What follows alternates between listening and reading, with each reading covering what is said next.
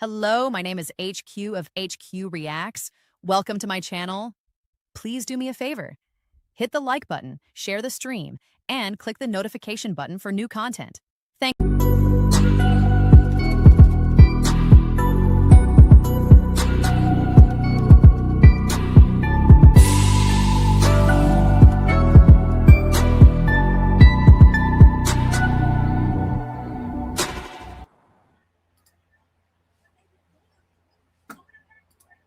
We are going to get my husband's friend, JD Vance, elected for 48 and the most resounding way possible.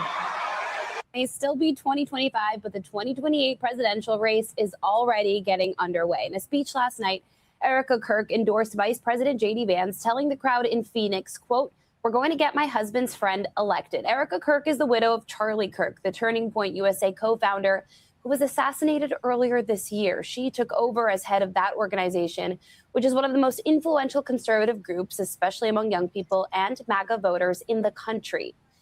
We are going to get my husband's friend, JD Vance.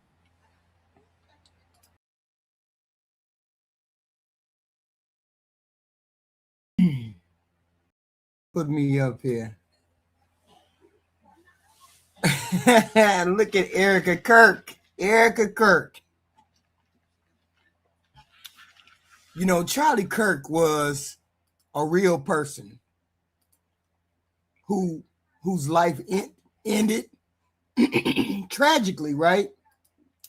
Shot and killed while speaking at Turning Point USA in September.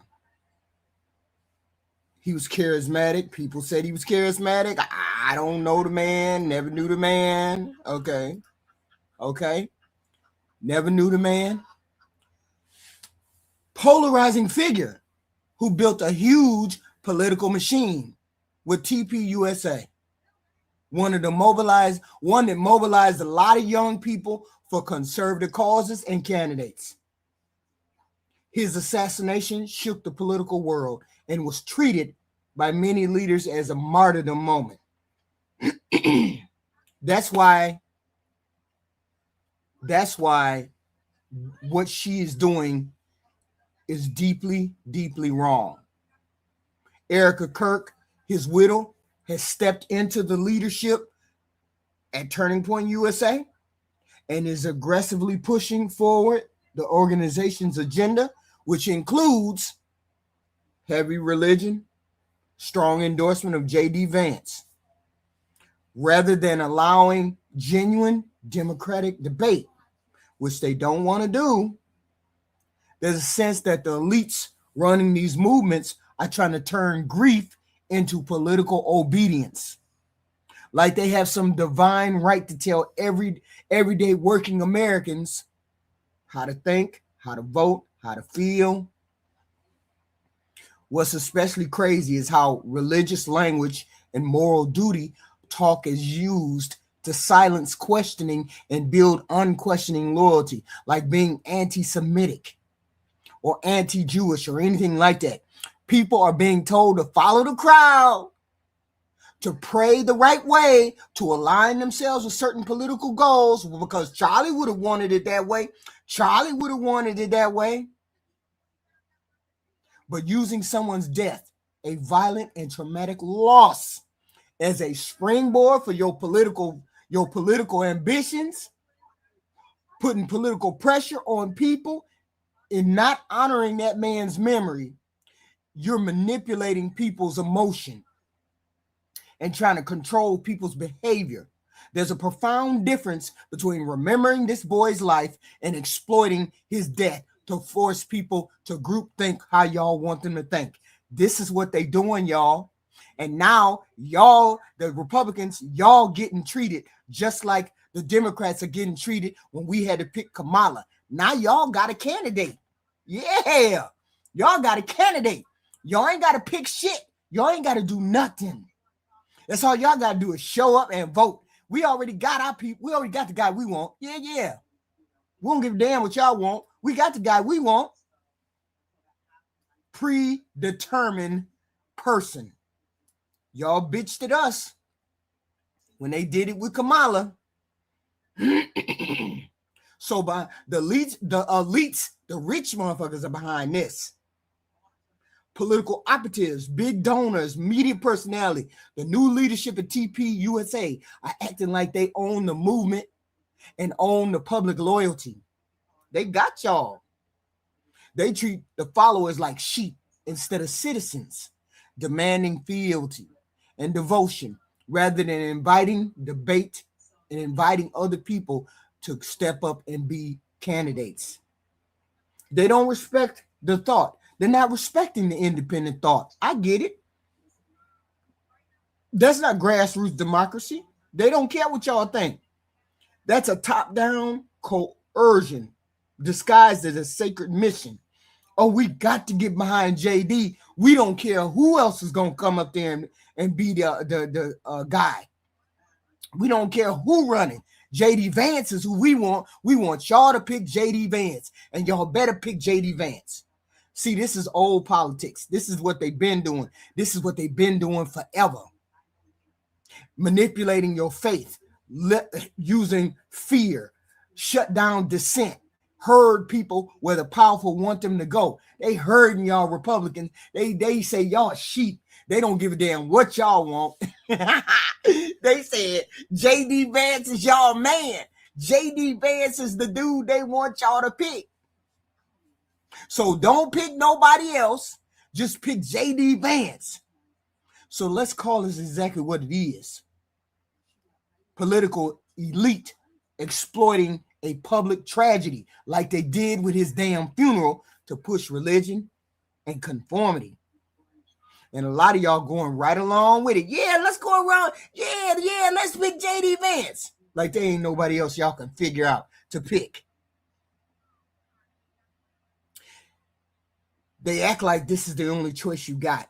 People deserve the respect for their grief, not to be weaponized against them, because that's what it is. Y'all invoke the emotion, or they invoke the emotion that y'all got for Charlie Kirk and use that against y'all to tell y'all this is what we want y'all to vote for.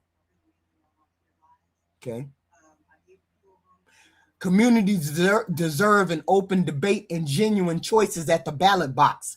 Okay, fine. We listened to y'all when y'all said that about Kamala. Now, what y'all gonna do if they put JD Vance up there telling y'all that's who y'all got to vote for? Hello. Because that's what they saying. They saying y'all got to vote for JD Vance. See? It ain't no genuine thought as to who you gonna pick. This is orchestrated.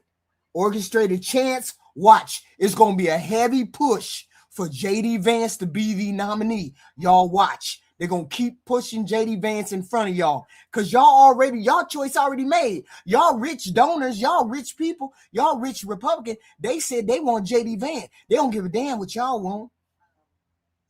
So they invoking the memory of somebody who died violently, and they turning it into a tool, a political tool for y'all to be obedient. It'll allow those elite people, the rich people, to tell y'all how to mourn, how to think, how to vote.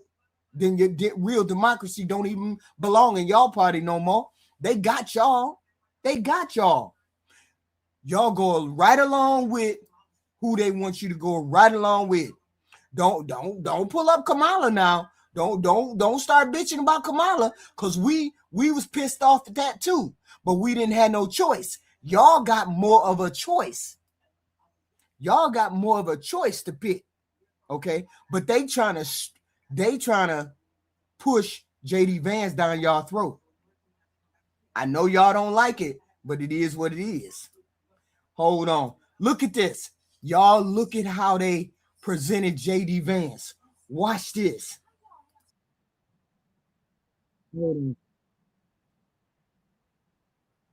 Trump, nice to see you got off the roof all right. Yeah. Hold on.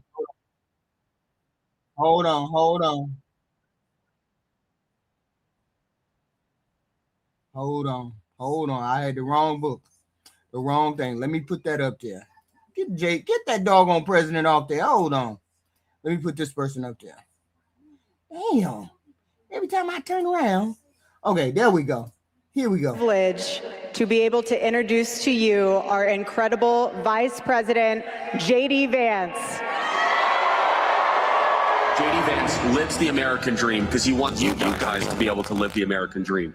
I grew up in Middletown, Ohio, a small town where people spoke their minds, built with their hands, and loved their God, their family, their community, and their country with their whole hearts. But it was also a place that had been cast aside and forgotten by America's ruling class in Washington, despite the closing factories and the growing addiction in towns like mine.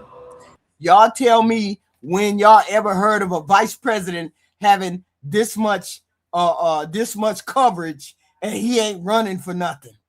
You didn't see nobody presenting Kamala like that after she became a vice president. She just went to the wayside. Didn't nobody think about her? Not at all, no more. But they pushing J.D. Vance for you Republican. Y'all, this y'all choice. Y'all better shut up and y'all better vote for J.D. Vance. In my life, I had a guardian angel by my side. She was an old woman who could barely walk, but she was tough as nails. I called her Mamaw, the name we hillbillies gave to our grandmothers. Thanks to that Mamaw, things worked out for me. After 9/11, I did what thousands of other young men my age did. I enlisted in the United States Marines. From Iraq to Afghanistan, from the financial crisis to the Great Recession, from open borders to stagnating wages, the people who govern this country have failed and... No, y'all gonna do just what they tell you to do, Tony Tigers. You gonna do just what they tell you to do. You need to shut up and stand in line. Failed. This is what they pushing. TP USA, all of them, they pushing it. Except Donald Trump, of course, because Donald Trump's so damn selfish, he don't think about nobody but himself. But this y'all next candidate right here. Go ahead. Again. That is, of course, until a guy named Donald J. Trump came along. President Trump represents America's last best hope to restore what, if lost, may never be found again. A country where a working class boy born far from the halls of power can stand on this stage as the next vice president of the United States of America. For Charlie, we will speak the truth every single day. Invoke all the emotion of Charlie Kirk. They using that boy's death. They using that springboard. When they came to his funeral, they were using it as a springboard for this man to be the next president. Y'all go ahead. Sheep, stand in line, sheep. For Charlie, we will rebuild this United States of America to greatness. We will never cower, even when staring down the barrel of a gun. For Charlie, we will remember that it is better to stand on our feet defending the United States of America and defending the truth than it is to die on our knees. May our Heavenly Father give us the courage to live as Charlie lived. That is what we must do for Charlie. Ladies and gentlemen, please welcome next president, Vice President J.D. Vance.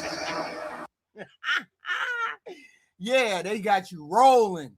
They got all the sheep in line. Because once you start defending him, that's when you're going to believe he's the best candidate. They want us to believe this is normal. They want us to believe this is how things are supposed to go. Right? They want us to believe that one day we wake up and suddenly we got a candidate. J.D. Vance. Y'all got a candidate already decided, already lined up, already packaged, already framed as inevitable. I love it. And here's the thing. Y'all got plenty of candidates out there that would be far and above J.D. Vance. But they want J.D. Vance because they have an agenda for you sheep. You got an agenda for you sheep. That's the way they're looking. Okay? And y'all can't question it either. Y'all told the thing is, oh, y'all Democrats are deranged, so we gotta pick J.D. Vance. We gotta pick J.D. Vance. But nothing about this is normal. A healthy democracy does not hand down candidates like candy, like menu items chosen by somebody else. But they ain't chosen by y'all. Don't worry about it. Y'all ain't got to vote. Y'all ain't got to say nothing. The at least the rich people done picked who y'all gonna go with. There's a million other people that could go along with it. There's a million other people that could be a better candidate. Absolutely, Jim Camo. Just like they did Kamala. You gonna be a sheep and you gonna follow right along and you gonna vote for JD Vance too. So shut your mouth up. Because they already know what y'all gonna do. Y'all gonna follow along. That's why they doing the springboard off of Charlie Kirk and Charlie Kirk's family. And Erica Kirk is doing all that to make sure that she got y'all in that corner. Let's pull Charlie Kirk all up all the time. Let Charlie Kirk be the springboard for all these people to follow what we tell them to do. Okay. No, we go for whatever candidate is a good candidate. We ain't nobody picking our candidate. We want a robust primary. We want people to be introduced in the primary. That's how we do ours. I don't know how y'all do y'all. We done did this. We have our own candidates. We pick who we want. Y'all don't get to pick who y'all want. Y'all got y'all's pick right here. Y'all picked Trump out of all the other people. Now y'all finna pick JD Vance right here. And it's gonna be what it is. That's my whole point right there. Nobody wanted Kamala, did they? But y'all gonna pick JD Vance because that's what y'all sheep do. A healthy democracy does not decide first and then consult later. But this is what they're gonna do for y'all. What we are seeing is controlled masquerading as order. Let's put JD Vance in power. All of those sheep gonna vote for JD Vance. They gonna vote for him because this is what we say. We gonna keep going to TPUSA. TPUSA gonna keep pulling Charlie's name out the bag, and then people gonna vote for him. Okay. We are presented, y'all presented with JD Vance as though he emerged organically. Sure, there's a primary. Sure it is. But it is 3 years out, Pat Yeager. 3 years out before a damn convention. A damn convention. And y'all got y'all candidate already. Because he know y'all just going to follow along like sheep. Y'all being presented with JD Vance as though he is organically picked. As though voters demanded this man. As though there was a groundswell so undeniable that no primary is going to be necessary. Ain't no primary going to be necessary. It's just going to be a sham. Y'all just going to pick JD Vance. If JD Vance get picked over any other good candidate, no, we don't do that. We don't do that at all.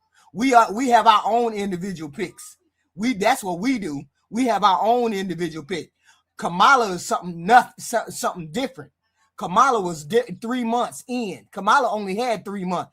Y'all got 3 years. Don't even put that on the same level as what they doing with y'all, Pat Yeager. Y'all sheep. Y'all gonna follow behind what they say. We would never follow behind. We would wait for the candidates to come. And we would, as Democrats, we would never do this anyway. You ain't seen not now one Democrat step up and say they running for president. Not now one. Even if we know Governor Newsom wants to run, we still waiting for other candidates to come. Y'all just gonna follow behind JD Vance like a sheep. So the debate for him is redundant. It ain't even gonna happen. None of that's gonna happen. There's no contest, no public reckoning, no public flagging, no moment where people were allowed to compete, compare, question, reject. Y'all got y'all candidate. It's cool though. Okay. But once you remove the process of all of that, I ain't assuming. They want y'all to vote for JD Vance. They want y'all. That's the candidate that y'all want.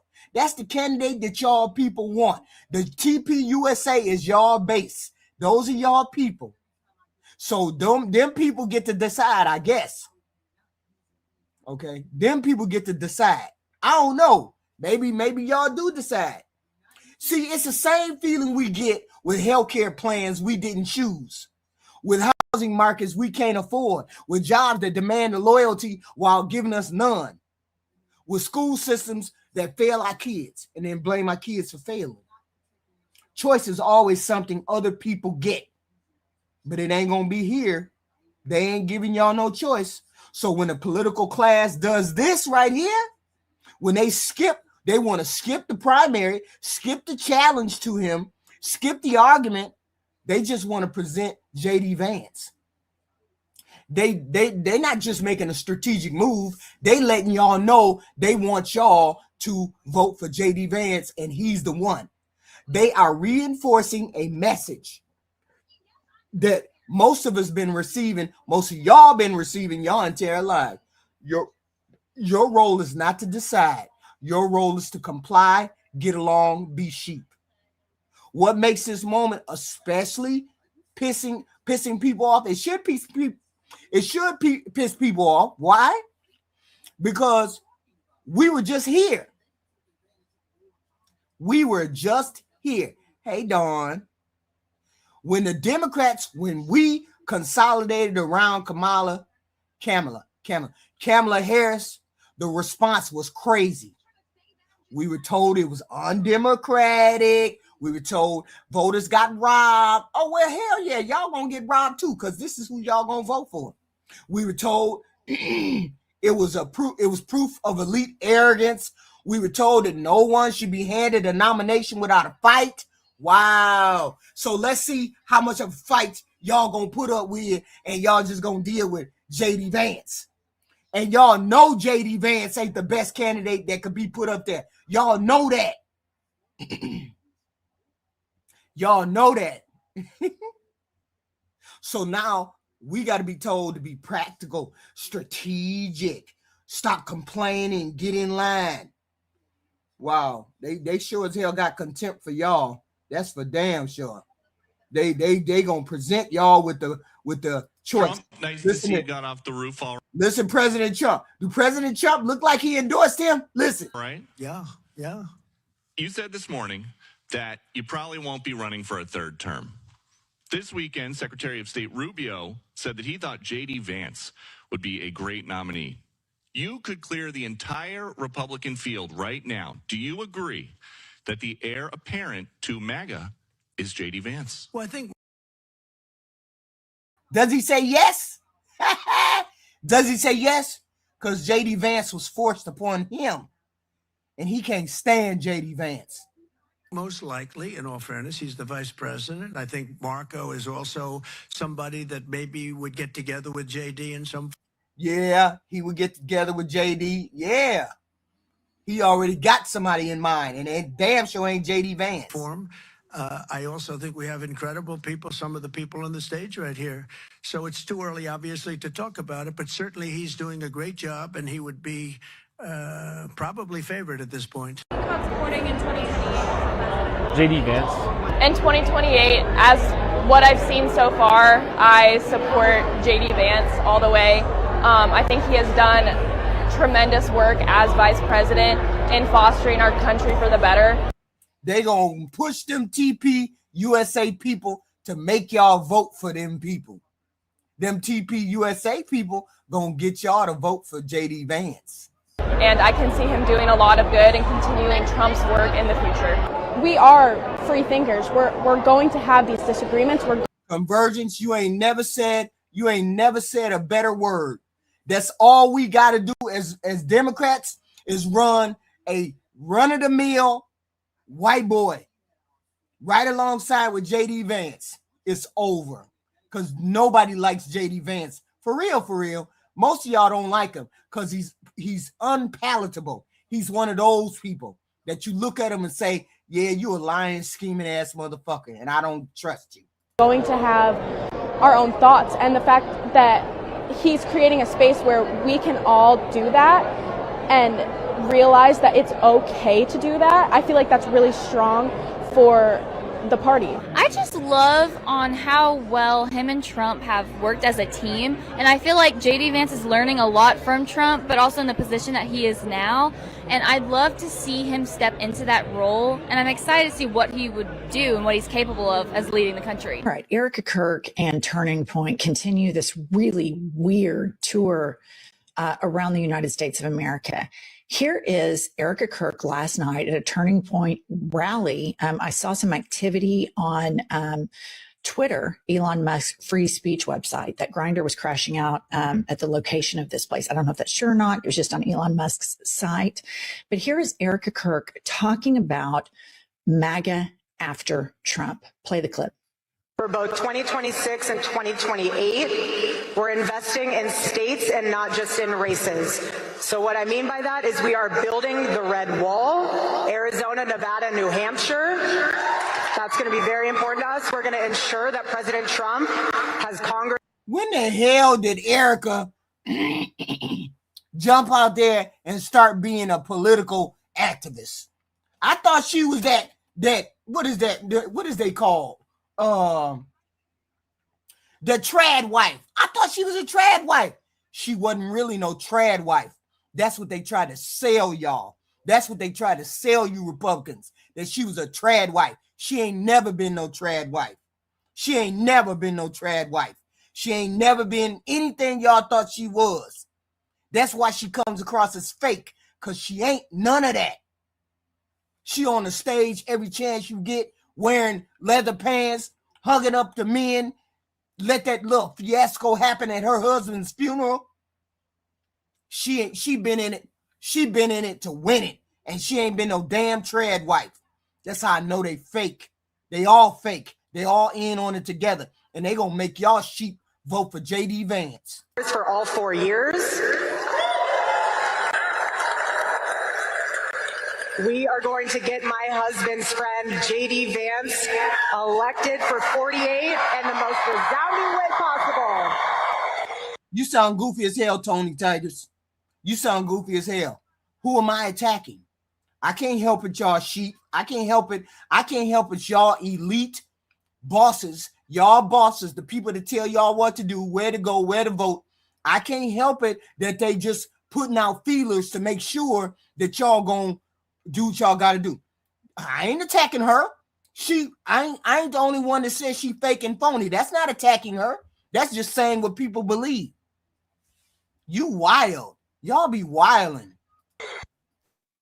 Okay, listen to that loud, thunderous applause. She said she was going to get Congress for Trump for 4 years. And then she moved on to JD Vance, and the crowd was so loud. Now, she brings up JD Vance, and JD Vance has been a very interesting component as it relates to Erica Kirk. Number one, JD Vance doesn't have the riz, the aura, nor is he as likable as Trump. Now, Trump is not likable to me, but he has been able to consolidate and build a very cohesive cult. Now, JD Vance is going over to TP USA every chance he can get. He going over there to cultivate the crowd. So let's go over there and cultivate the crowd. Let's get all of them people on my side. Let's talk about JD Vance himself, shall we? He is not liked. He is not broadly liked. He does not energize the base. He does not unify any faction. He alienated all the people of color. He alienated all the people, the Indian people. He alienated all the Hispanic people. He alienated all of those people by his rhetoric. Even Donald Trump, the gravitational center of the modern day Republican Party, ain't endorsed him. Ain't gave him no full throttle endorsement. Trump does not like him. He do not trust him. Trump don't like him. And the MAGA base knows that. If you really truly a part of the MAGA base, you know Trump don't like him. That alone should have triggered a real contest. That alone should have triggered y'all to pause and say, oh, hell no, not no JD Vance. The personality cult has... JD Vance is a Trojan horse. Stop it. Been seeing so many fissures because the strong man is so frail. So they're trying to promote JD Vance as the new strong man. But in a weird turn of events, as y'all remember, around a month ago, JD and Erica embraced on stage. Around the same time, Usha's showing up in places without her ring, and JD saying, not overly. That's a buzz kid. That's a sure sign that something is wrong with the world. Something is wrong with that marriage. She ain't got her wedding ring on. Not to mention the fact that he attacked her about her religion one time. Y'all wild. But then they want y'all to follow right on along. That's crazy, Convergence. That's crazy. Supportive statements regarding immigrants and families of immigrants. So they do this weird embrace on stage. And then Joy Reid comes on, I've Had It, with Pumps in Me. And we're kind of talking about the hug. Well, I guess Erica Kirk, surprise, surprise, is a listener of I've Had It podcast. She goes after our girl, Joy Reid. And this is so weird. Play the clip. I also learned some unexpected things, like the fact that Joy Reid probably needs a really, really good hug. And honestly, I'm here for it if she needs it. I got a good hug for you. Good hug for you. You notice how she ain't all ladylike and above the fray. You notice she ain't above the fray. She ain't all ladylike. She ain't never, ever been that trad wife that people think she was. She was hiding. Now you see the strength that comes from a woman that's behind. Charlie dimmed her light. Her light was stronger than Charlie's. Her presence is stronger than Charlie's. She was just waiting for her opportunity to jump in front of the damn spotlight. Because she immediately said, as soon as he was knocked off, I'm finna be the boss of TPUSA. I know what time it is. I'm finna run this. But that was a trad wife. She waited for Charlie to come home and be the loving wife he wanted. And she just she was standing in the shadows. Yeah, okay. If that's what y'all think, they've been putting her in position. Haven't y'all seen those videos of her over there in, I think it was Israel? She was somewhere over a foreign country doing whatever. Boy, they rolling on you, Republican. They rolling on y'all. Y'all gonna vote for who they want y'all to vote for. And touch the think what y'all want y'all to think. back of your head. Okay, this is what these women, these white MAGA evangelical women do. They do weird shit. And then when you call them out, they're very patronizing, like, oh, we're praying for you. Or Joy just needs a hug. They exert their supremacy in a very, very condescending way. But I think it's really interesting. This woman's husband was murdered brutally, violently, viciously. It was horrific. And since the murder, she has been on a political campaign tour. She has not spoken once about gun reform. She's not spoken once about gun violence. And it's because of the following.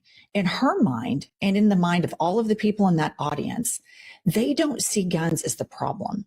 They see forces like spiritual warfare. They see that evil forces killed Charlie and that they are the forces for good. And this is a really important component for us to understand, because MAGA is evolving to become worse. If you think Donald Trump is bad, JD Vance is 1,000,000 times worse and decades younger.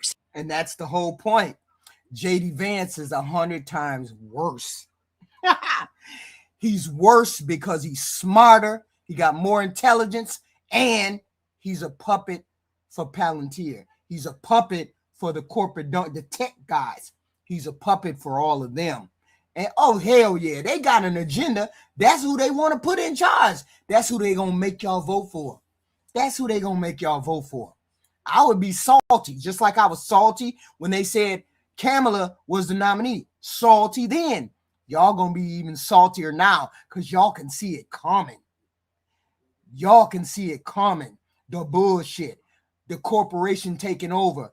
It ain't gonna be America first. That's for damn sure. But that's okay, because y'all sheep and y'all gonna go along with it, and they think y'all gonna go along with it, but that's cool. That's cool. That's y'all party.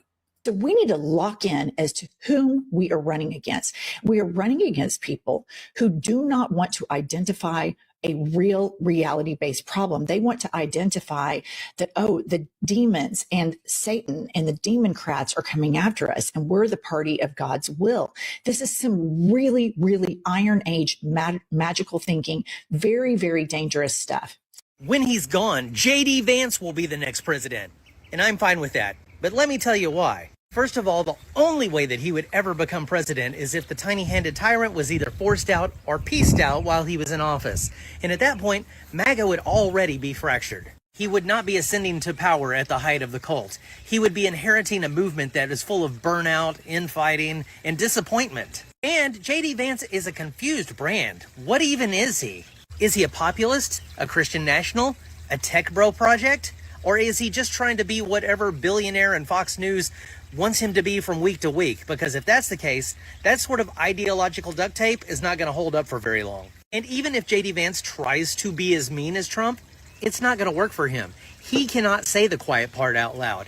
It'll end up coming off like he's trying to imitate Trump, or he'll just kind of look gross to the nation. So the hardcore cultists are just going to lose interest because J.D. Vance does not command loyalty.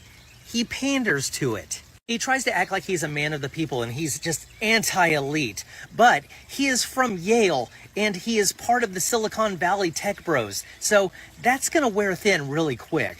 With Kim Jong-Orange gone, the Republicans in Congress are going to be less likely to be afraid of the MAGA base because he can't sick them on them anymore. So a lot of them are going to be trying to steer the country back to a sense of normalcy because they know that they've got an election coming up and they don't want to lose their positions. Also, let's make it clear.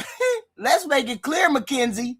We ain't worried about J.D. Vance. We want you sheep to vote for J.D. Vance. We want y'all to vote for J.D. Vance because J.D. Vance is going to lose. We want y'all to vote. I'm saying to you all, if you don't want to lose, you better fucking vote for somebody else better than that. Even Marco Rubio would be better. Marco Rubio got more experience. Marco Rubio is more likable. J.D. Vance is hated by a lot of damn people. But I want y'all to vote for J.D. Vance. Go ahead. Y'all sheep anyway. Go ahead. So J.D. Vance will not be as embarrassing for us whenever he is giving a State of the Union address or going to other countries to represent America. Don't get me wrong, he's still dangerous, but at least he will sound kind of smart. And he's going to try and continue on with Project 2025. But I don't think it's going to be as popular by then. And he's going to have to walk a thin line of trying to do that, plus appease the American people so that he can get reelected. And I just don't see that happening. Especially when millions of people start losing their insurance, the grocery stores are bare, people can't afford to do much of anything. Trump is gone, so who are they going to blame? They're going to blame the current president. And not only are they going to blame him, but they're also going to shame him for ruining Trump's legacy. Yeah, we already get it. We get it, son. We get it. Keep going. Even though all the stuff that's happening is because of Trump, but he ended up leaving that mess to J.D. Vance instead of a Democrat this time. And I gotta say, I kind of love that for him. So yeah, Vance will still be a problem, but he'll be more of a boring problem. He'll just be a shadow to the chaos that came before him. And honestly, that's the best case scenario we can hope for after the toupee tyrant is gone. Trump is a really bad candidate, and frankly, I think a really bad person. Trump is just another opioid. Trump has turned everything around in his life, and maybe if we latch onto him, he'll bring us up too. Again, I don't necessarily believe that. But at the end of the day, the problems are still going to be there, and Donald Trump isn't going to make them. And let's talk about the problem. Release the list. Seriously, we need to release the Epstein list. That fealty, however, has had its benefits. You sound goofy as hell, Fence. 1684. You sound goofy as hell. And you too old to be on here talking stupid. But I guess you can't fix stupid. You can only fix goofy goofies like you. So stop coming on here, spamming the chat. Just wild shit. Goofy Fence. Just wild. Meanwhile, in other national news, Erica Kirk, the widow of conservative activist Charlie Kirk, has endorsed J.D. Vance for president in 2028. The Turning Point USA CEO made the announcement in Phoenix Thursday, the opening night of Turning Point USA's annual America Fest conference. It's the first conference since Charlie Kirk, who co-founded the organization, was assassinated in September. Vance has not yet announced plans to run in 2028, though as vice president, he is widely considered a Republican frontrunner in the next presidential election. Vance is scheduled to speak at the America Fest conference today. Oh, and we just have to add, since gaining Erica Kirk's endorsement for president, which also has fueled rumors that the two are having an affair, see our other videos for more on that, Vance has reiterated that though he started out as a hillbilly, he's graduated to become a boy in the hood, the kind of hood worn by the Klan. In the United States of America, you don't have to apologize for being white anymore. Vice President J.D. Vance is having a bit of a rough go at it. Obviously, in Republican primary polls, he is now losing ground to everyone, including Donald Trump Jr. And then in head-to-head matchups against Democrats, J.D. Vance is no longer prevailing as the likely next president of the United States. And then, just a couple days ago, J.D. Vance got even more bad news when multiple high-ranking Republican senators outright refused to endorse him for 2028. Rand Paul... Because he's an unlikable character. He's an unlikable person, and nobody likes to be told to get in line. Nobody likes to be told. But this is what they're trying to do. They're trying to get them all in line. Look, let's be clear, let's be clear, let's be clear. The donors that are coming along want predictability. They want the ideological alignment. They want the media executives to control the narrative, just like they've been trying to control the narrative about Israel and what's been happening in Gaza, the genocide that they have been perpetrating on Gaza. They want a controlled media, and the controlled media is telling them that they want J.D. Vance. But not everybody is standing behind J.D. Vance. These are the religious power brokers who want policy concessions without public negotiation. They don't want nobody to say nothing. None of them are worried about the rent. None of them worried about the grocery prices. None of them worried about whether their kid can afford college or whether there's a job that their kid can get. Ain't none of them worried about that.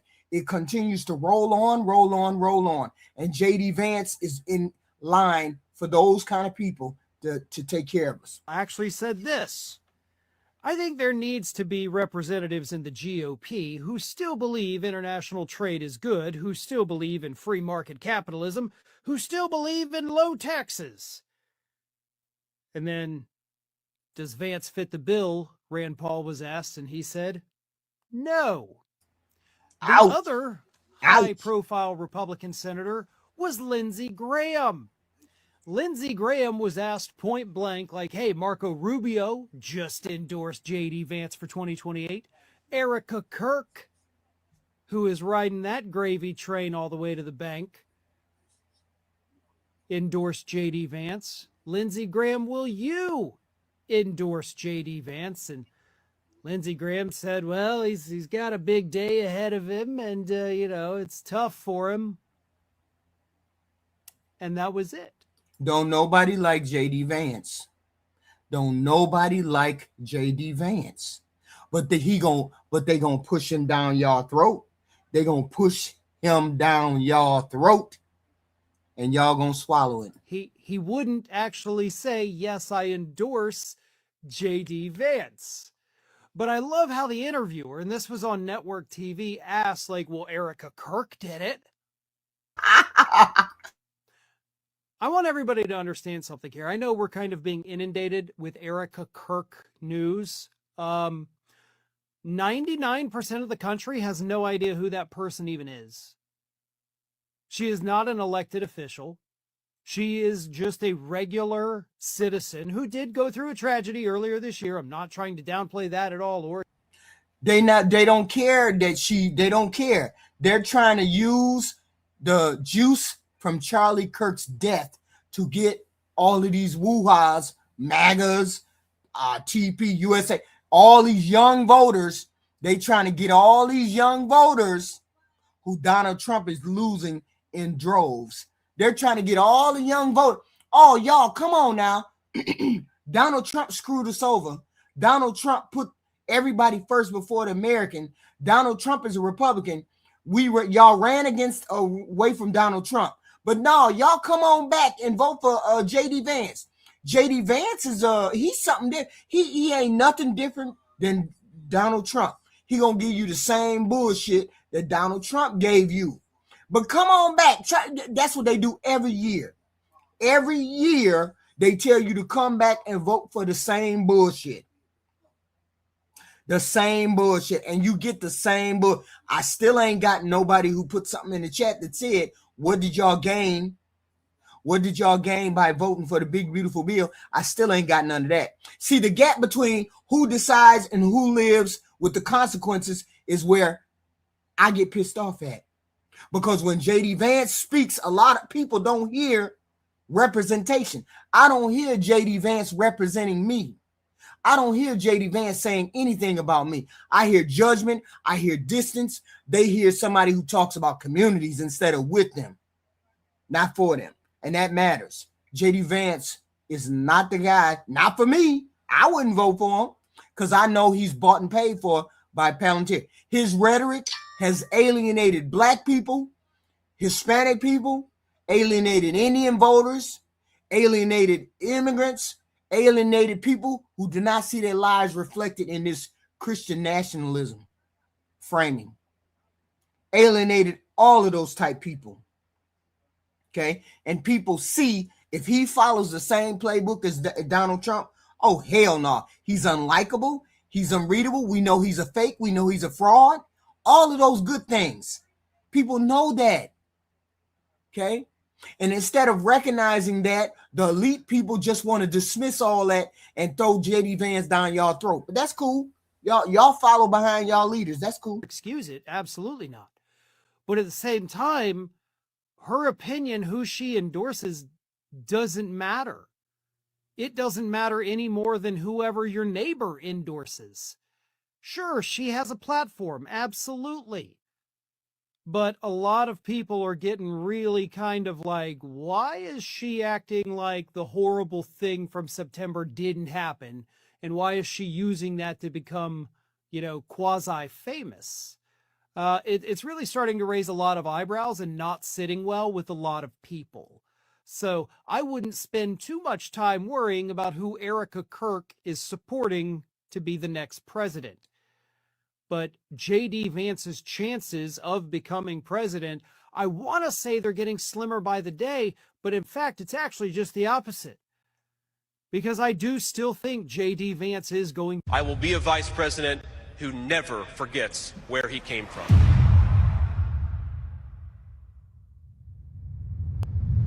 I'm a never Trump guy.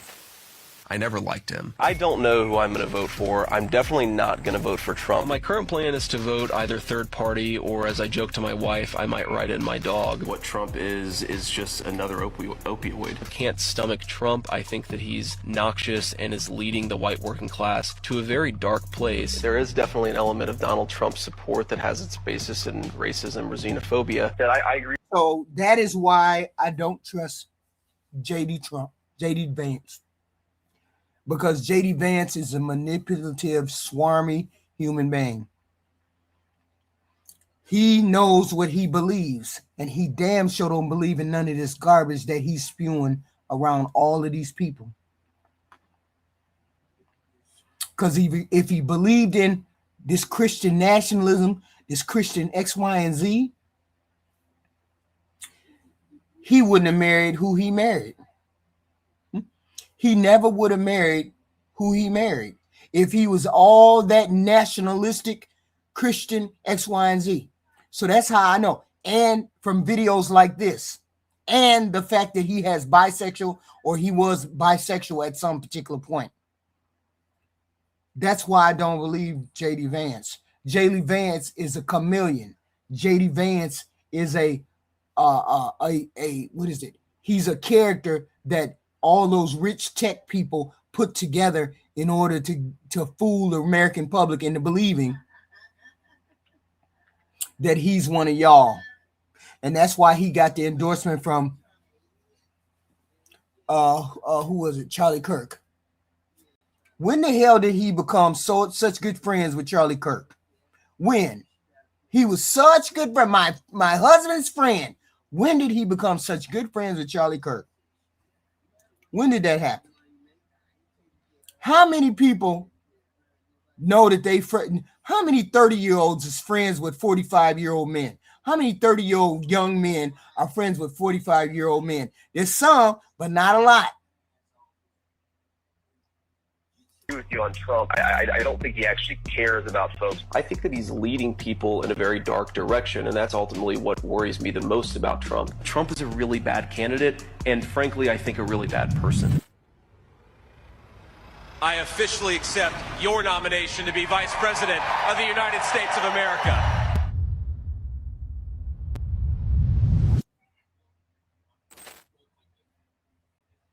If Donald Trump dropped dead, this guy's automatically president. How he has become what he's become from this background. I'm sitting in the back of this police cruiser. They've just arrested my mom. The relief of having survived another day. This is a story about something which we don't. Y'all got to tell me, do y'all all go to the same factory Warren are? Y'all all go to the same goofy factory and then come out with talking points against the left? Do y'all all do that? Because every time you goofy ones come in the chat, the first thing y'all say is something is wrong with the left. Instead of looking at your own party, we're talking about your party. We're talking about you zombie. We're talking about you going along with voting for JD Vance, zombie, because they tell you to, which is what you're going to do because you need somebody to tell you what to do because your life is so fucked up that you got to need somebody to tell you what to do. So you need somebody to tell you who to vote for. So do you go to the same damn plant, same damn zombie machine and say, just keep saying lefties are loonies instead of looking at your own party? Don't matter what the subject is. Let's just run into a damn room and say another lefty loon. Let's just say something goofy and wild off the top of our head because we have no thought pattern. Shut your ass up. We ain't talking about lefties. Don't often talk about in America, which is class. I came from a southern Ohio steel town, and it's a town that's really struggling in a lot of ways. Trump, I think that he's leading the white working class to a very dark place. I'm a never Trump guy. I never liked him. But in the end, the main thing you need to understand about JD Vance is, given the choice between his intellectual statements and power, he chooses power every time. I was wrong about Donald Trump. Senator, this is an evolution past comments that you've made. You've said, idiot if you voted for him, might be America's Hitler. This is where this other side of his personality comes through. He's reverting to blame, anger. We're seeing migrants kidnap our dogs and cats. They're eating the dogs. I think the election was stolen from Trump. We're effectively run in this. If you think a person changes the way they are raised and the way they feel, just like that, because you got picked to be the nominee, just like that, you think a person actually believes that you can do. Most people,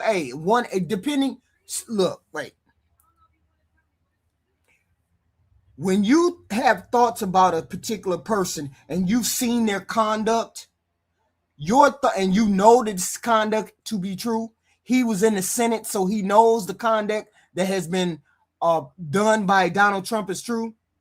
You don't turn around 180 and say, no, I was wrong about him. I made a mistake about him.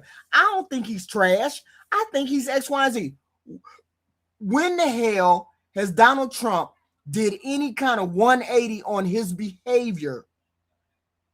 When has Donald Trump done any kind of 180 on his behavior that would warrant JD Vance changing his mind? Donald Trump has been like this from day one. He's been a piece of trash from day one. Nothing about Donald Trump has changed. So how is it that JD Vance would come out there and say, "Oh, I'm wrong about him.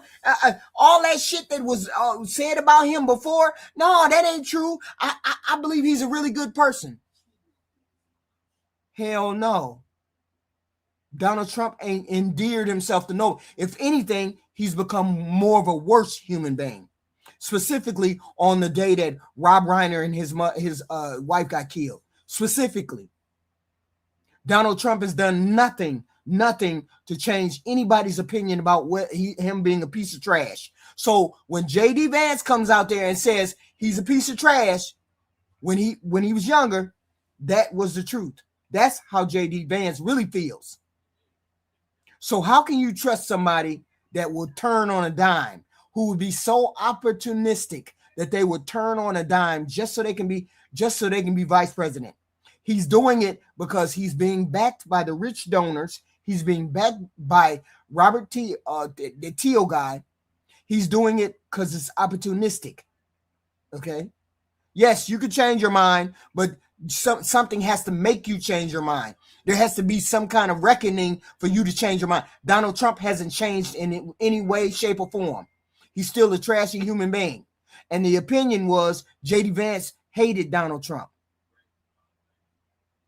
So if he hated Donald Trump back then and Donald Trump didn't change anything about himself, then that means the change happened in JD Vance, and JD Vance is being manipulative. JD Vance is being opportunistic. So I can't trust him because he's a smarmy human being. Country by a bunch of childless cat ladies. He needs to prove absolute loyalty. And what I worry about is the threat from within. Have you said thank you once? But there's a bigger story, which is the story about this whole alt-right movement. Vance does not exist really without Teal, either financially or politically. Because this guy believes that America should be led by a monarch, which of course Trump believes as well. He sees him, frankly, as a future king, because he says Vance can tell the story of America. And in doing so, he crosses the cusp into a whole new vision of the world, at the center of which is not democracy, but the CEO, the authoritarian, the monarch.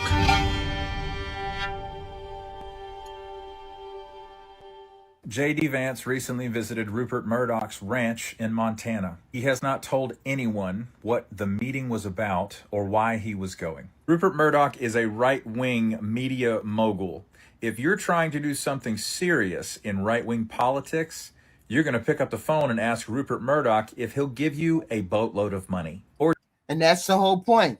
JD is running for vice president because they're going to start hurting the Republican Party behind JD Vance, behind all that money, behind Israel first, America second. None of that is America first. Y'all, you got to know that.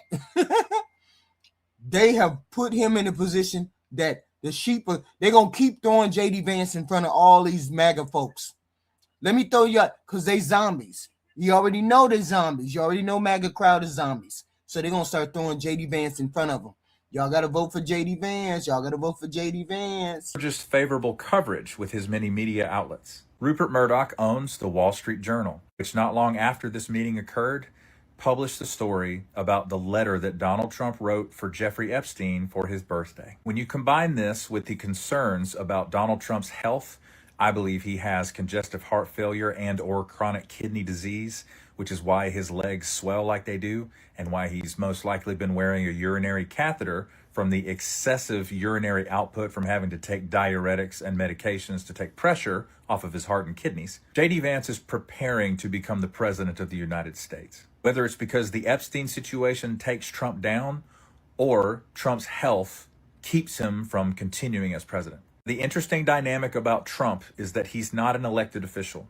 He is a cult leader. MAGA has an emotional connection to Donald Trump.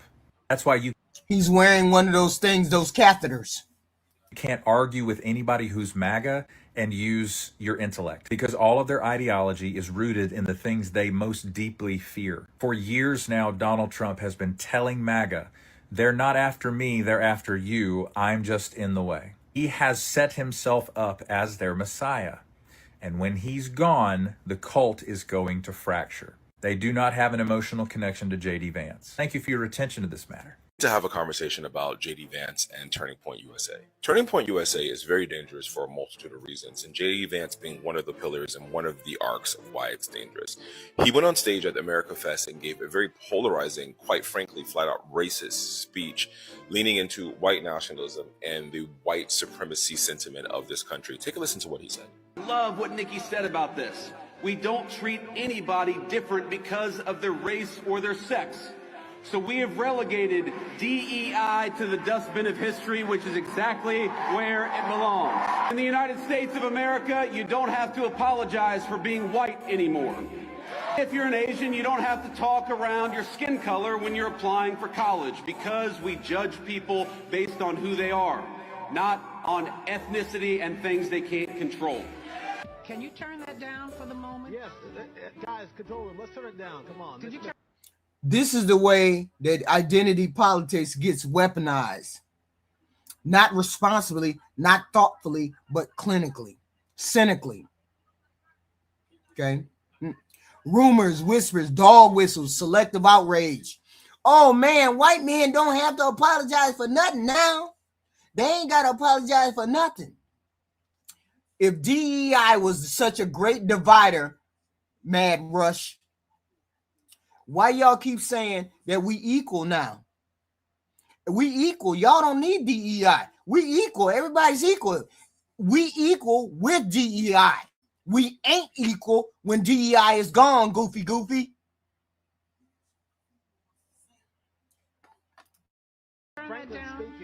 Making the declaration that white people don't have to apologize for being white is so far-fetched and such a fallacy and such a revisionist history of America.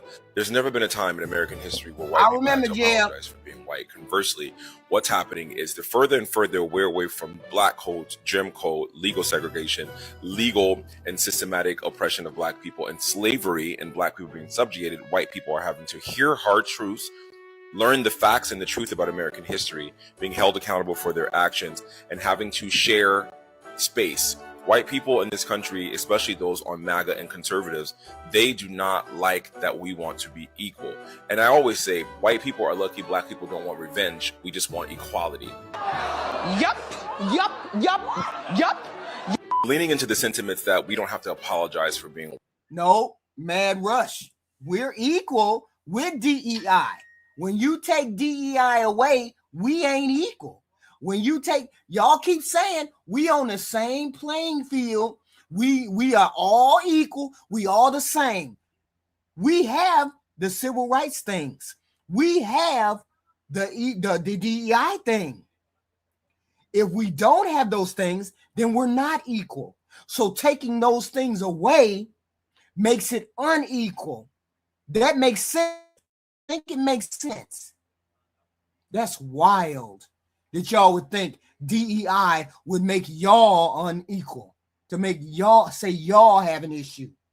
That's wild. White is feeding into that very core MAGA-ness of which we want to make America a white place again. He says this one thing in his speech where he talks about Asians not having to tiptoe around their skin color when applying to colleges. That's feeding into the model minority myth that Asians possess in this country. And because in 2023, Asians were the one that fought against affirmative action, which ultimately led to the cancellation of DEI. Students for Fair. Yeah, well, it was Asians who didn't fight for the Asians didn't do it. It was a dude, it was a white dude who fought to get rid of affirmative action in colleges. And he just pulled the Asian people on board. He convinced the Asian people that, oh, those black people are getting scholarships more than y'all. Y'all need to join my lawsuit. If y'all join my lawsuit, then it'll look like y'all fighting for equality in the colleges. It was a white dude that pulled them Asian people into it. Them Asian people didn't start that. It was a white dude that started that. Oh, they discriminating against white people with having affirmative action, so we got to get rid of it. They definitely discriminating against y'all Asian people because y'all Asian people smarter than them, so y'all need to join me in my lawsuit. So you need to be talking to white women, Mad Rush, because white women are the ones who benefit from DEI. Y'all goofy as hell. White women are the ones who benefited. And you over here thinking it's black folks. Y'all goofy. Y'all need to learn y'all math.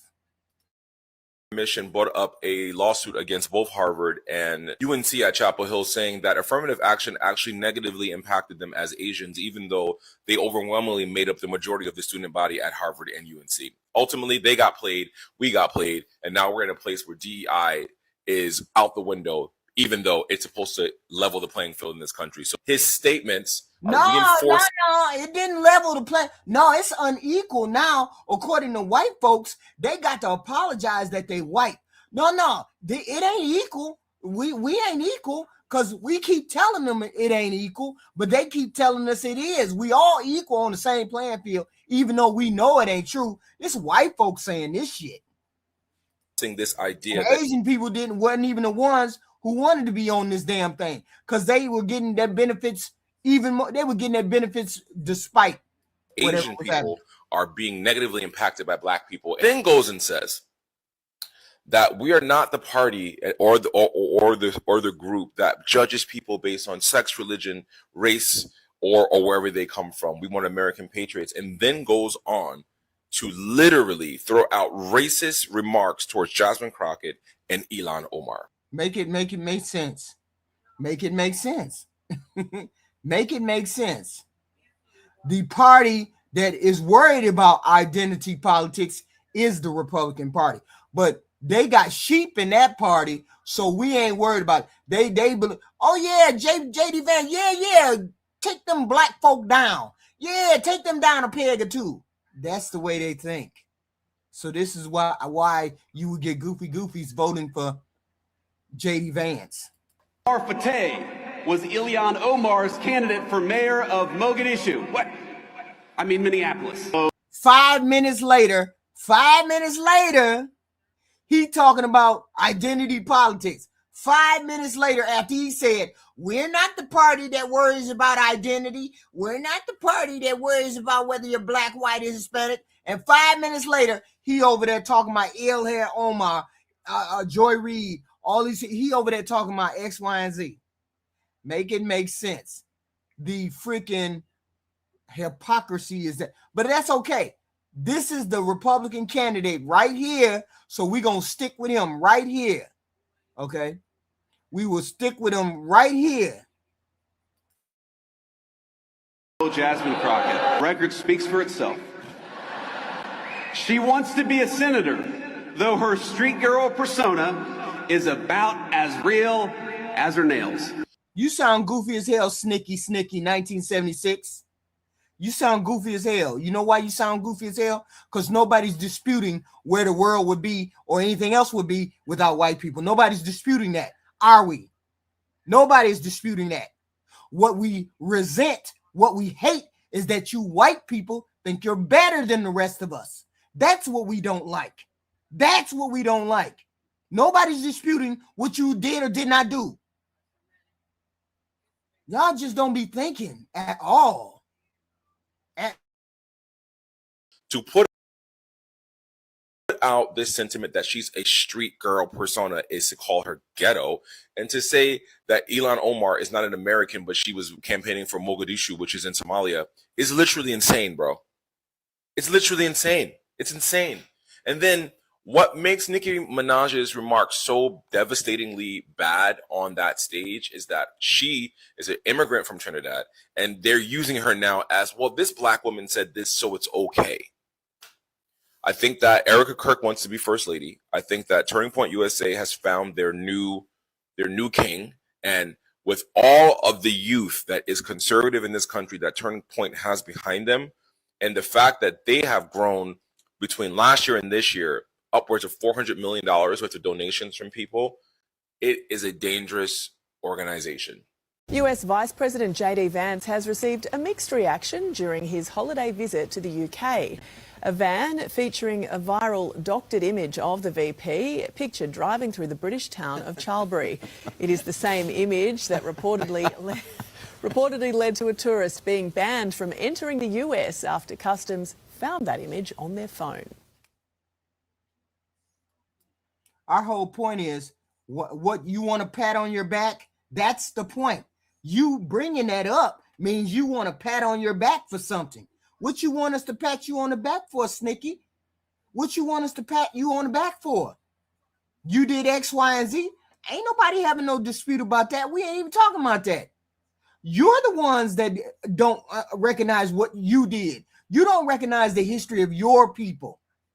You don't recognize the fact that you subjugated a lot of people, and they have a little resentment because you subjugated them. We're supposed to be grateful. We're supposed to be grateful that you civilized whatever you civilized. We're supposed to be grateful that you did X, Y, and Z. But we're supposed to be grateful that you kept us in cages. We're supposed to be grateful that we haven't had equal rights. We're supposed to be grateful. That's what you're saying, right? Well, let's give the white people a little credit, because the world would be fucked up if it wasn't for white people. And you want a pat on the back? You want a cookie? I'm confused.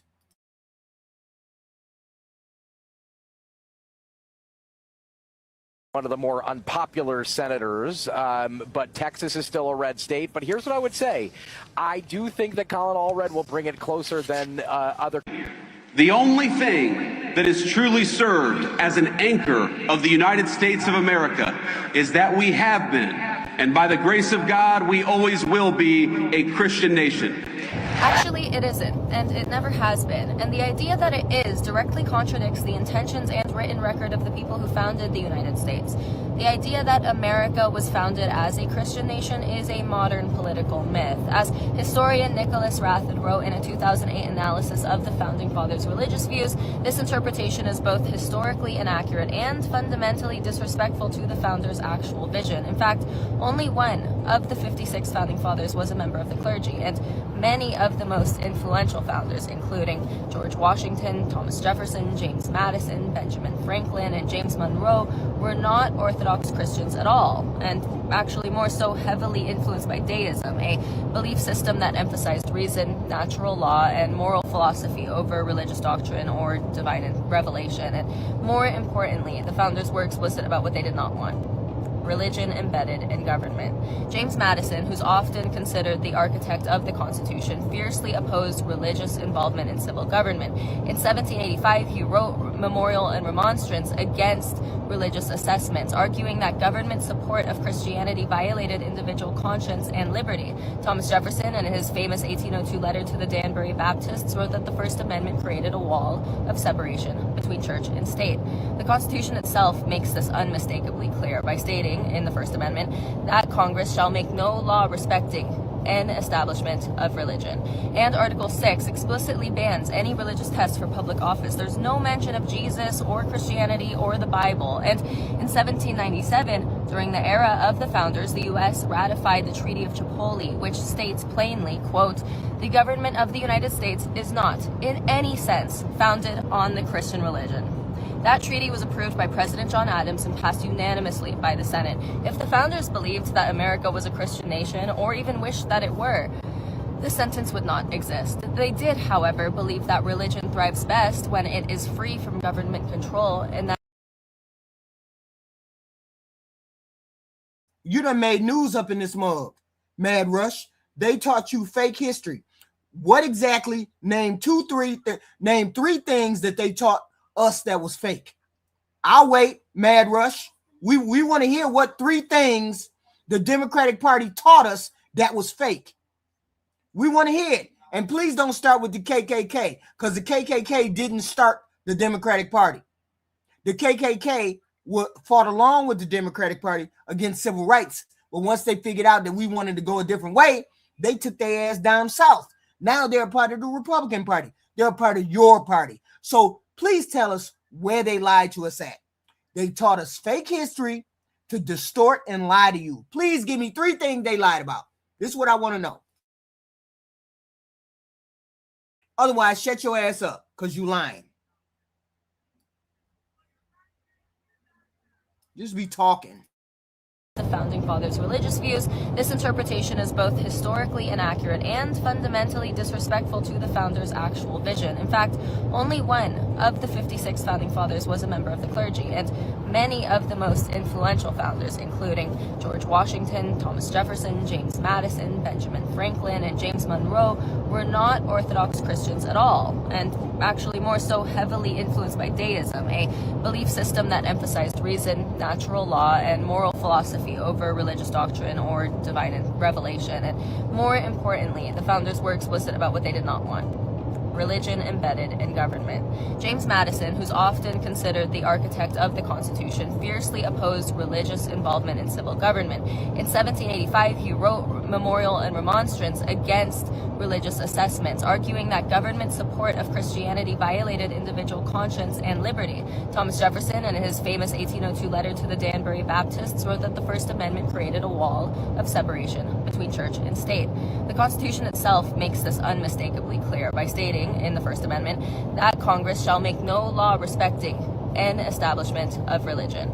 And Article 6 explicitly bans any religious test for public office. There's no mention of Jesus or Christianity or the Bible. And in 1797, during the era of the founders, the U.S. ratified the Treaty of Tripoli, which states plainly, quote, "The government of the United States is not, in any sense, founded on the Christian religion." That treaty was approved by President John Adams and passed unanimously by the Senate. If the founders believed that America was a Christian nation, or even wished that it were, this sentence would not exist. They did, however, believe that religion thrives best when it is free from government control, and that government functions best when it does not privilege one faith over any others. America was not founded as a Christian nation. It was founded as a secular republic that protects religious freedom for everybody, Christians included. And that distinction is not a technicality. It is the foundation of American democracy itself. Thoughts? Almost as wild as this clip of J.D. Vance from about a month ago that's circulating again, where he says, "Hey, America, it's fine to not want your neighbors to sound like my in-laws or look like my children." Actually, play what again, Convergence? Play what again? Because they don't seem to understand that this it's not based on, it wasn't based on religion like that. But you know, you can't tell them nothing. They know everything. Hold on.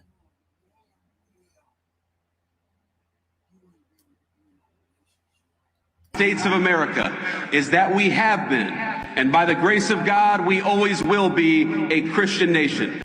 Actually, it isn't, and it never has been. And the idea that it is directly contradicts the intentions and written record of the people who founded the United States.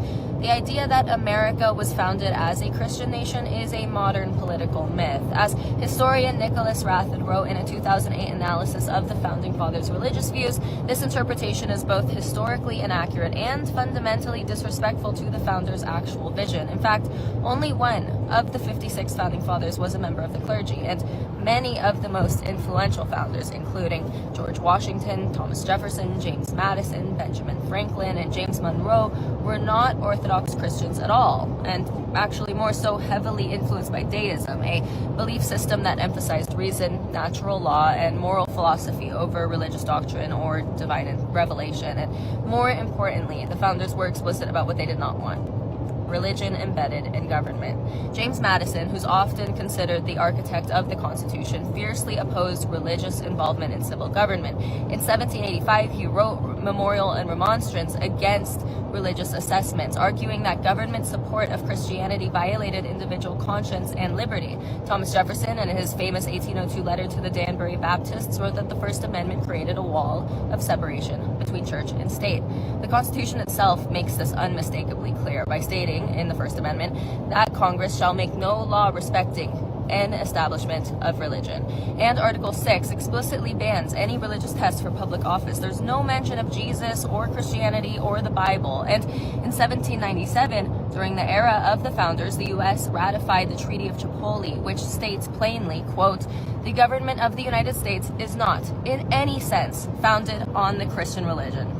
That treaty was approved by President John Adams and passed unanimously by the Senate. If the founders believed that America was a Christian nation, or even wished that it were, this sentence would not exist. They did, however, believe that religion thrives best when it is free from government control, and that government functions best when it does not privilege one faith over any others. America was not founded as a Christian nation. It was founded as a secular republic that protects religious freedom for everybody, Christians included. And that distinction is not a technicality. It is the foundation of American democracy itself. Thoughts? And that's why I say a lot of y'all need to read. This was not founded as a Christian nation, although some of our founders were Christian, or I forgot what they were called. I forgot what the name is. I can't forget the name is. But some of them were Christian. This was not a Christian nation. That was not founded by Christians. Okay? Goofy logic. Almost as wild as this clip of JD Vance from about a month ago that's circulating again, where he says, "Hey, America, it's fine to not want your neighbors to sound like my in-laws or look like my children." Actually evicted from the house because there are people who are going to pay more for rent. And then what happens is 20 people move into a 3-bedroom house. 20 people from a totally different culture, totally different ways of interacting. Again, we can respect their dignity while also being angry at the Biden administration for letting that situation happen and recognizing that their next door neighbors are going to say, well, wait a second, what is going on here? I don't know these people. They don't speak the same language that I do. And because there are 20 in the house next door, it's a little bit rowdier than it was when there was just a family of 4, a family of 5. It is totally reasonable and acceptable for American citizens to look at their next door neighbors and say, I want to live next to people who I have something in common with. I don't want to live next to 4 families of strangers. Okay, cool. JD Vance, the man who is married to Usha Vance, the daughter of Indian immigrants, a man who has biracial children who have brown skin, is standing there with his gut out and his guy liner on camera to give permission to people who are side-eyeing his own wife at her own mailbox. Dad of the year, that's what he is. He's validating the exact xenophobic impulse that would make Karen from the cul-de-sac comfortable enough to call the cops on his own family while living next door. What a supportive partner. Almost as supportive as when he was getting his head fondled by Erica Kirk at that hate rally a couple weeks back while playing Devoted Family Man. I need to say this again. JD Vance is literally giving the green light to people who would absolutely report his family to the HOA for suspicious activity when they see Usha speaking to her parents or his children existing while being brown. And then, of course, he tried to defend it. First, claiming it was a made-up quote, which sure, if the video evidence doesn't count as video evidence, then he pivoted to this delightful explanation, which is, what's reasonable to want to share a language with your neighbor? Isn't that reasonable? How do you borrow a cup of sugar? How do you resolve disagreements? Right. This was all about a cup of sugar. Give me a fucking break. Millions of multilingual communities across the country have somehow been making it work for centuries without his guidance or his guy liner. They love to villainize the wrong people. I am literally so not shook at all by one of my neighbors speaking Farsi, but I will absolutely take the stairs instead of getting into an elevator alone with a strange man that looks like JD Vance. So yeah, you guys did that one to yourselves. JD Vance is making a major power move against Donald Trump as he's taking over not only the Republican Party, but MAGA as well. Now, if you missed it, Turning Point USA, Charlie Kirk's organization, is holding one of their rallies, which is essentially a MAGA rally. And it started off with Erica Kirk endorsing J.D. Vance for a presidential run in 2028.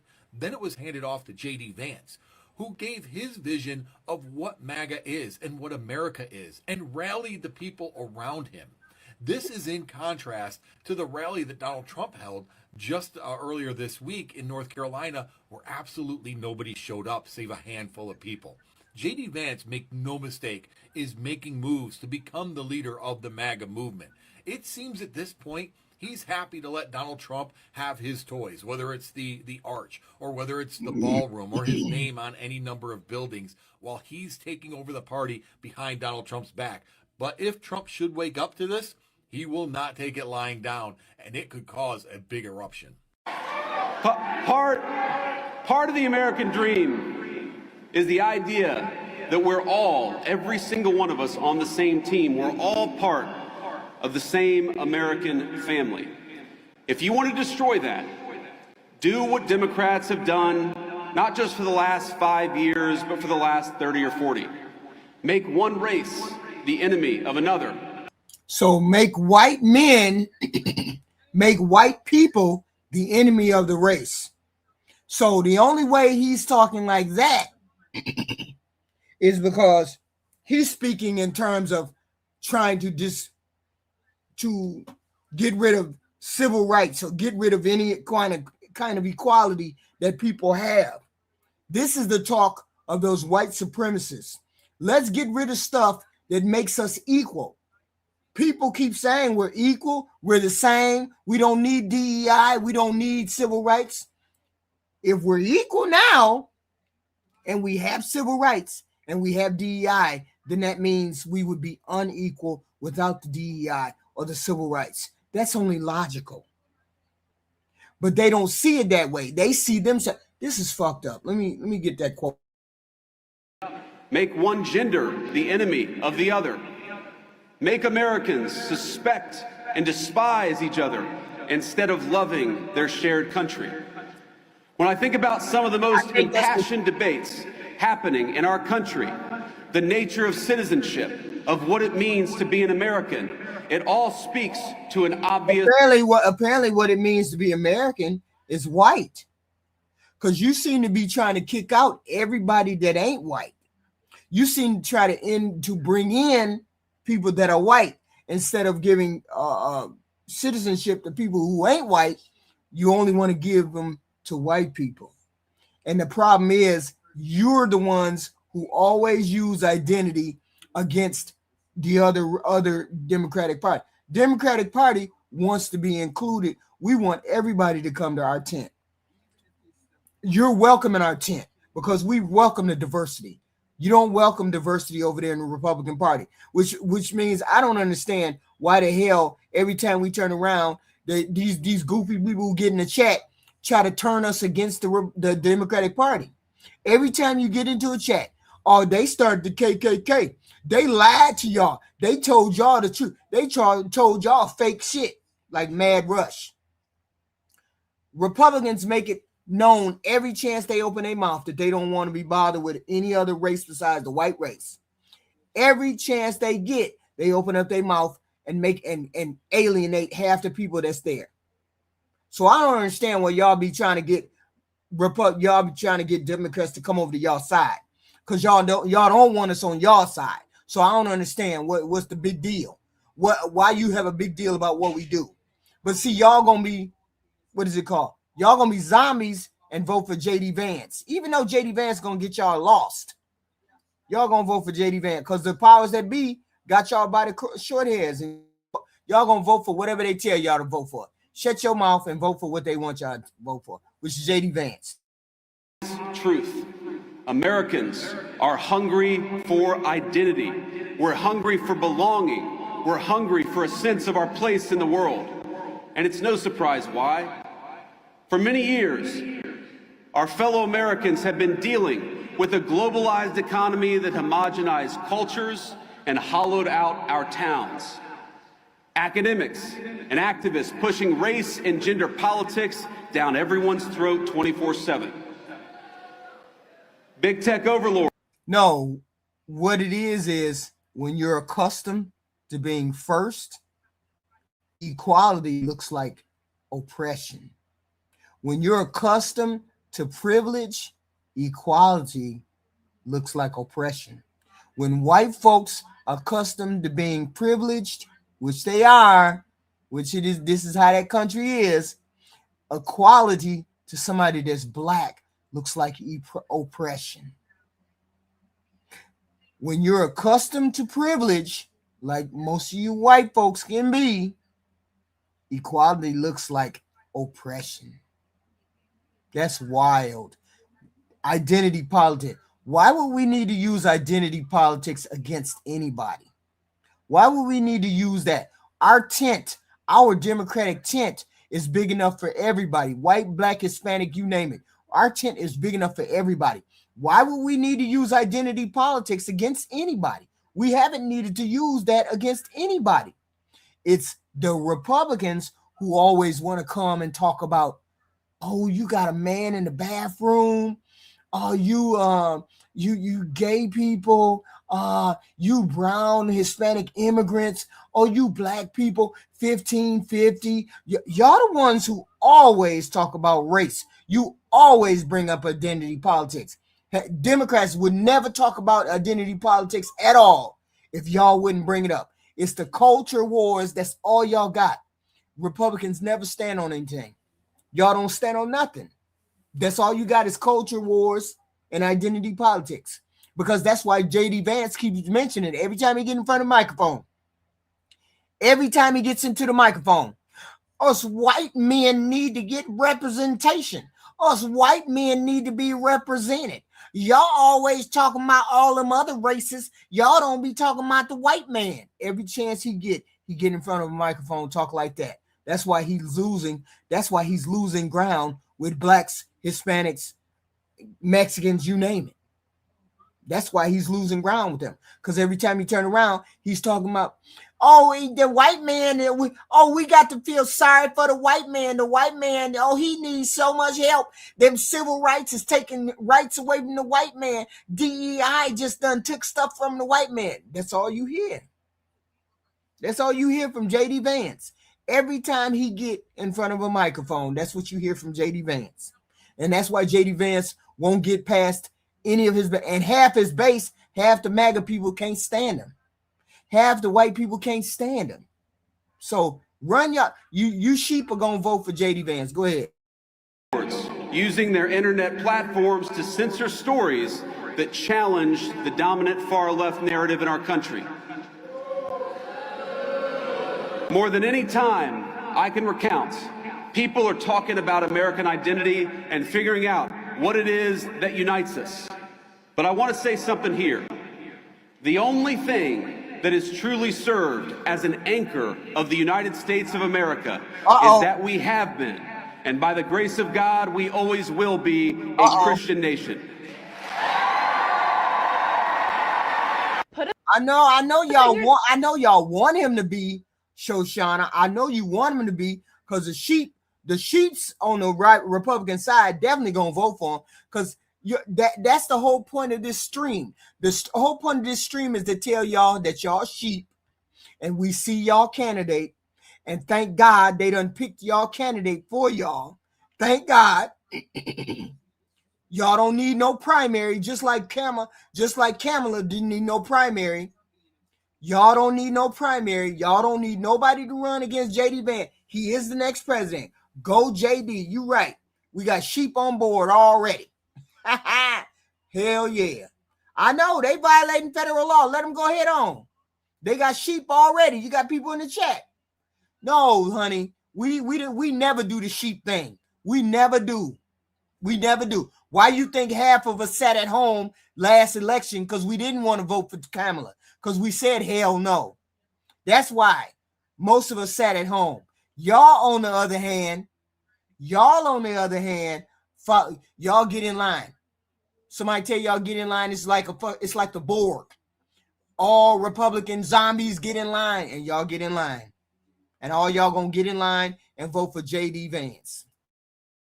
Down if in 2017 we were, even though JD Vance is a, even though JD Vance is a smarmy, manipulative, bought and paid for, America ain't first. America ain't gonna be first. That's for sure.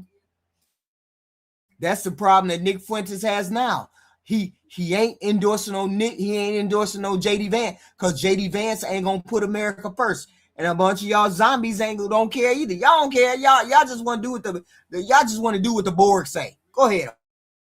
visiting a friend in Zanesville, Ohio, and JD Vance happened to be there giving the commencement speech at Zane State College. That weekend, we happened to go to the Muddy Misers, a popular local bar, when all of a sudden, no other than JD Vance allegedly walks in. After making eye contact a couple dozen times, he allegedly walked over and asked us to buy his favorite drink, a frozen pina colada. We had no idea who JD was at the time, but we really hit it off, and things allegedly started to get a little flirty, and JD may or may not have asked us to go back to his hotel with him. We were a little nervous just because JD is a little bit older, but allegedly we ended up making our way back to his suite at the Days Inn. And let's just say we may or may not have gone to Paris without ever leaving Zanesville, Ohio. It may or may not have been the best encounter we've ever had, but nonetheless, we were grateful he offered us the bed and said he actually preferred to sleep on the couch that night. He actually said that he prefers couches and pullouts are his favorite, allegedly. When we woke up that next morning, JD was allegedly rock hard on that couch and he wanted to go another round, but in the light of day, we just were not interested, so we slipped out. And now, allegedly, that person you had a menage a trois with a few years ago is running for Vice President of the United States. Ultimately, it'll be up to the nominee of the party in 28 to sort of build his own coalition, which is why J.D. Vance's positioning here is important. You said J.D. Vance, his opinion is important. He has had no moral clarity about any of this division whatsoever. He refused to condemn the Young Republican group chat when it came out a few months ago. They were talking about gas chambers. He's refused to condemn Paul Ingrassia. He's refused to directly combat the Groyper movement growing. My entire life, Republicans have been targeting minority group after minority group. Conservatives have been getting rich and gaining power off of this, targeting immigrants, targeting LGBTQ people, women, it's been Somalis, Haitians, but the second that certain MAGA commentators are now the subject of this exact type of bigotry, they have a stunning amount of moral clarity about it. Vivek Ramaswamy only had moral clarity when anti-Indian American hatred was being spread. Republican Representative Randy Fine has a lot of moral clarity about bigotry when it's against him, but the way that he talks about Zohran Mamdani, the way he talks about Ilhan Omar is incredibly contradictory. You can't just stop bigotry from entering your movement when it's hitting you. You have to stop it at the door. This is not courageous for people to speak out. It is self-preservation at this point. President Trump. Of course. Of course. Of course. It's not it's not any kind of moral high ground. Okay? It ain't. This candidate, what people are reacting to right now is not just a political maneuver or this single candidate, right? What they're reacting to is the growing realization that the choice that shapes their lives are increasingly being made not by y'all, but by the powers that be. Okay? Decisions are made by the wealthy. The wealthy have decided that J.D. Vance is y'all's choice. So y'all gonna go along with it. Y'all gonna do exactly what they say. That's exactly how they want it to be, and it is what it is. Okay? This is happening when a presidential candidate is presented as a fait accompli before a single vote has been allowed to be cast, before a single primary is being contested, before any meaningful challenge is taking place. You're already done picked, and they gonna make you choose. They gonna make y'all choose. Is it really a choice? Because you're thinking it's a choice, but did you get manipulated into thinking it? Okay? The attempt to elevate J.D. Vance, okay, is a predetermined option without a primary. It's too premature, but that's okay. This is who they want.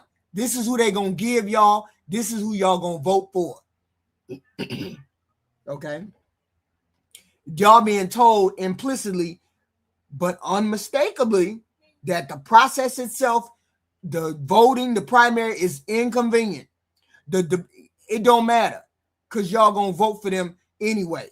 He's got y'all where he needs to. Okay, they got y'all where they need to. Okay, no, it ain't a matter of me being wrong. I'm right, because otherwise, Erica Kirk wouldn't have got on stage and started talking about this is our next president. Oh, we want J.D. Vance to be our next president. I'm endorsing J.D. Vance, so y'all need to go along with me. Y'all need to go along with what I want. That's what Erica Kirk got on the stage and say. Okay. The whole point is what makes this moment especially infuriating, especially hypocritical, because not too long ago, the Democrats were publicly ridiculed and criticized for consolidating around Kamala Harris without a contested primary. But yet and still, we're going to have the same thing with J.D. Vance. Hell yeah, get on up there and vote for J.D. Vance. Y'all ain't got no damn choice. Okay? Y'all ain't got no choice. Y'all gonna do what they say. We were told as Democrats, they was undemocratic, that voters that were denied a choice, that party elites couldn't vote for us. Sure enough, y'all party elites done told y'all who y'all candidate is. And like sheep, like zombies, y'all gonna go fall in line. Instead of y'all going to find y'all a better candidate, somebody that's better liked, somebody that ain't got a past, who ain't we consider smarmy. We understand those criticisms about us were loud and obnoxious. Okay? They were loud and obnoxious. So the very same behavior that y'all got, y'all gonna do the same thing. Y'all gonna pick Trump. Y'all gonna pick J.D. Vance, who's gonna go right along with the same agenda that Trump got. The agenda that is the agenda that's got us in the trash and down the sink right now, gonna get us in the same trash. When you vote for J.D. Vance, you vote for the same shit show that you got with Trump. You vote for the same shit show. But see, y'all sheep and you zombies, so you sheep and zombies are gonna vote for the same thing. You're gonna vote for this man. But I notice these things. Politics is supposed to be the one place where imbalance can be corrected. Instead, it's an arena where probably the rich people are telling you what to do and you're going to go and do it. Okay. No. We this is all Trump. This is all Trump's economy. Don't blame it on Biden. It's Biden's fault. It's Biden's fault. It's Biden's fault. No, you can't blame this on Biden now. This ain't Biden. This is all Trump. It's been a year. It's been over a year. That's Biden's fault. It's Biden's fault. Biden did it. Biden did it. That's exactly what y'all say. No, Shoshana, you don't pay attention to the damn.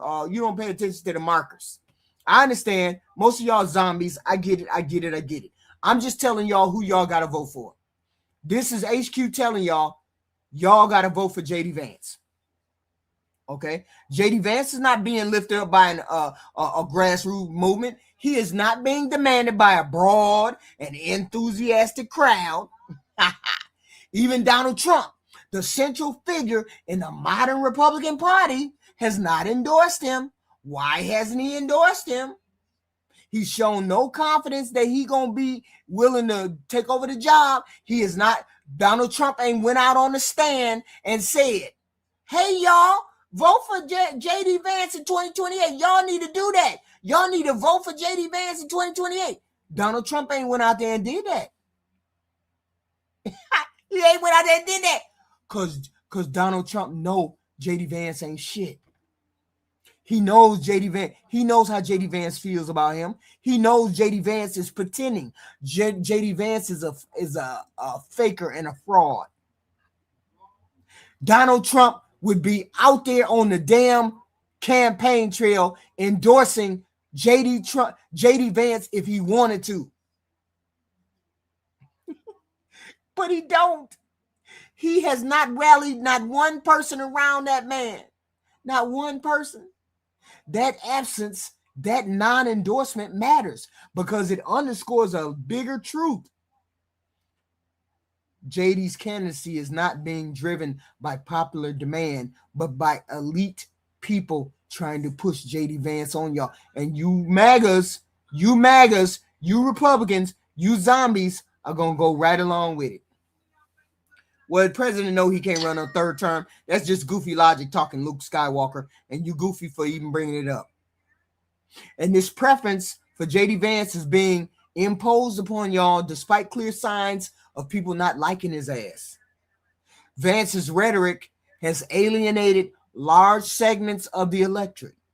His framing of issues through that ideology that he has, that religious language that he has failed to resonate with a lot of voters, immigrant voters, black voters, Hispanic voters, people of diverse cultural background who do not see themselves lived in that reality that he likes to reflect. That's why he hasn't connected, because people can tell that he's a smarmy human being. People can tell that he's smarmy. Instead of confronting those concerns, honestly, the party elite is going to push him down y'all throat. And y'all Republicans, y'all MAGAs, y'all zombies that you are going to vote for, because you got zombies in the chat right now talking about what is it? Inflation. Biden left the office and inflation was at 2.7. Let's get that correct. Inflation was at 2.7. What is it now, y'all? What is it now? 2.7. Biden left the office with inflation at 2.7. What is it now? Is it, wait a minute, hold on. Wait, what is it now, y'all? What is it? Yeah, okay, it's lies. These are easily fact checked. I don't understand why y'all goofies coming here talking about lies. I don't understand why y'all coming here. Why y'all be saying lies? I don't understand. You can fact check anything, right? You can fact check this stuff. When I say Biden left office with a inflation at 2.7, somebody who come over here and tell me I'm lying, goofy, go do the fact checking on your own. I don't understand why you come in here and tell me I'm lying and you ain't did no fact checking. Because if you did fact checking, you would know. That's wild. That's wild. That's wild. So when the media outlets saturate the public, TPS USA, saturate the public, one single narrative about JD Vance, when panels and people get on that, it's JD Vance, it's inevitable that he becomes the nominee. The question about him being legitimate are waved away as, y'all anti-Semitic, y'all anti-Jewish, y'all against the Christianity. So y'all being handled. You MAGAs, you Republicans, you zombies, y'all being handled. You're being handled. Your persuasion, the persuasion has been replaced by repetition. Keep on saying JD Vance is the president. JD Vance is the president. Why do you think Donald Trump has not endorsed JD Vance? I want to know. Somebody in the chat, put in the chat why you think Donald Trump ain't endorsed JD Vance. Somebody put it in the chat. I would like to know. I would like to know why JD Vance is not being endorsed by Donald Trump. Because it ain't nowhere on camera. Somebody please explain that. Why your president hasn't endorsed JD Vance. Yeah, this is goofy logic. Too boldly go. That's just goofy logic. Saying as how Trump is in the toilet. Everybody's in the toilet. Okay. All you Republicans are in the toilet. That's just goofy logic on your part. I don't understand. It's just goofy logic. Y'all act like y'all don't be looking at races. Y'all don't be following races and shit like that. Y'all don't see the blue wave that's been running over all you Republicans. I don't understand. I don't understand what the hell is going on with the goofy logic. I don't understand how y'all don't be watching the races. I don't understand that y'all don't understand that the tide has turned against your president. I don't understand how y'all don't see the Epstein file. Y'all don't understand what's going on. I don't understand. Y'all don't get no new. Y'all just go to places that y'all can hear what y'all want to hear. Stop going to places where you can hear what you want to hear and start going to places where you can hear the truth. Because the truth is, your president is shitty. Your president is shitty, and he has ran the economy into the ground. And if you only go to places that, Jesus, this is so wild. If you only go places where your opinion is validated, then you don't hear the real news. Your president is in the Epstein files as a person who likes young girls. Your president is in those Epstein files as liking young girls. And the only reason why he's propped up is that 29% of you goofy goofies that approve of pedophiles. Y'all like pedophile. Y'all like them because you have them in your party and you don't mind them. You don't mind pedophile. No, it ain't no one picture, dude. You should have read the batch that came out last Friday. If you didn't read any of the batch that came out last Friday, then you just listening to gossip. You just listening to goofy stuff. Okay? You just listening to goofy stuff. That's the whole point. The whole point is you need to get out more and start listening to other people. Okay? So here's the thing. Y'all don't have no alternative. The big picture, the elite people are telling you that this is who you have to vote for. So therefore you're going to vote for them, or you're going to figure out not to vote for them. Okay? The whole point is you got elites years after years telling you what to do, when to do, how to do. And so you all have been doing it. I'm saying to you, you want it to be a fait accompli that JD Vance is the nominee when a better nominee can come along. A better nominee could be right there around the corner waiting for you, but you guys going to crown JD Vance, even though JD Vance is not liked by most of y'all. Okay? He's not liked by most of y'all. So it is what it is. And you have elite people telling y'all, hey, y'all gonna do what we say. Okay? They're narrowing the choices for you all to make. Your choices are narrow. Okay?